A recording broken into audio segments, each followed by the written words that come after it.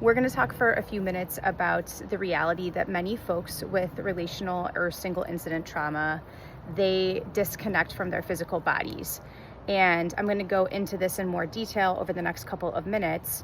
But basically, in a very kind of non-scientific way, I'm going to explain this by saying if you have an attachment figure that is yelling and screaming, or if they are or if they're physically abusing us, okay? Or even if they just give the silent treatment. So even if there's like a perceived like withdrawal, or a perceived abandonment or a perceived rejection over a period of time. So these things are happening over a period of time, raging. That feels incredibly terrifying for a child, okay? And so, what happens is their biological system kind of takes over as it needs to, as it should. And what happens is there several parts of the brain kind of kick in, including one part of the brain, which I'm going to talk about, which is the insula. And they basically kind of do whatever they need to do so that the individual maybe doesn't remember what happened, or the emotions are shut down. And then there's like a disconnection from the physical body, which is what we're going to talk about today. Okay. And so the disconnection from the physical body, this is a form of disassociation. And I know that can feel like a scary word when we hear that, but we all disassociate, honestly, to some extent. Okay. So excessive social media use is a form of disassociation. Excessive work is a form of disassociation. Excessive exercise is a form of disassociation. So we all do it. It's just kind of the spectrum of mild to severe. Okay. And so one of the ways that we disassociate is we disconnect from our physical body. And there is the insula in our brain is primarily responsible for this. Basically, we're kind of like shutting down the system. Okay, so basically our body still operates. It's still operating. We're still functioning. We're still walking and talking. We may look like we're totally functioning, but what happens is we kind of stop feeling, or we stop sensing our bodies. Okay, so how does this look then into adolescence and adulthood?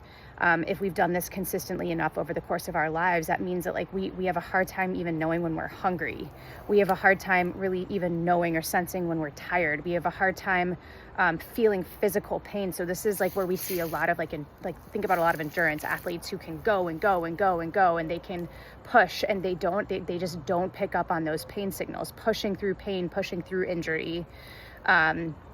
This feels like numbness for a lot of people. Okay. And so this is a big part of the work that we do in the therapy room, in the healing from relational trauma, is reconnecting to our physical bodies, learning about the disconnection that occurs in our physical bodies. Many of us are not even aware that we're doing it. Okay. This side note, this can also look like just pushing through illness, pushing through sickness. Like feeling like having awful flu symptoms, but like still going to work, like ignoring that our body needs rest, simply just bypassing that. Okay. And so, yeah, a lot of the work that we're doing in the healing of relational trauma specifically is learning about this, and really talking about the ways that we see this happening in our lives. And we may not have even been aware of it. And then we begin to kind of do some practices to begin to reconnect to our physical bodies. We start very, very small, because this can feel incredibly overwhelming to folks. So a lot of the things that I do in sessions is just teaching folks how to do a body scan. Okay, eyes open or closed, whatever feels safer. We start with the head. Okay, what are we noticing in the head? What are we noticing in the shoulders? What are we noticing in the chest, in the stomach, in our pelvis, our thighs, our shins, our feet? We find our way across the body, and we just focus all of our attention. We might tense that area and then release it to really start to just get in contact with that part of our body, and repeating this in between sessions on our own. Okay. And so some of the practices that I really encourage folks to practice on their own is just walking, but walking without like headphones on, walking and breathing and body scanning as we're walking. What are we noticing in our bodies? How does it feel to be outside in nature and walking? How do my lungs feel today? How does my stomach feel? How do my calves feel? And just really slowly reconnecting with the different parts of our body in a very slow progression. Breath work is incredibly important here. Really reconnecting with our breath, practicing different ways of breathing, filling our lungs up entirely with air and holding it for a moment and then releasing it, like we're blowing out birthday candles. That's a big, just a very simple but effective practice that we can do multiple times a day. Yoga is a practice that I really strongly encourage for folks. And it doesn't need to be a yoga class. Get on the floor, listen to your body, sit there for a moment, really listen to your body, notice what needs to be attended to, and then, do a stretch, do a yoga pose, and just, tend to that area. It's really just reconnecting and listening to our bodies and moving and just kind of developing a new relationship with it, getting reacquainted with our bodies again.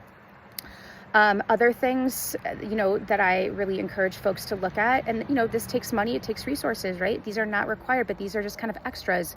You can look at things like massage. You can look at acupuncture. You can look at Reiki. You can look at other kinds of body work. You can try to put the water on cold, for a few minutes in your shower. Notice how that feels.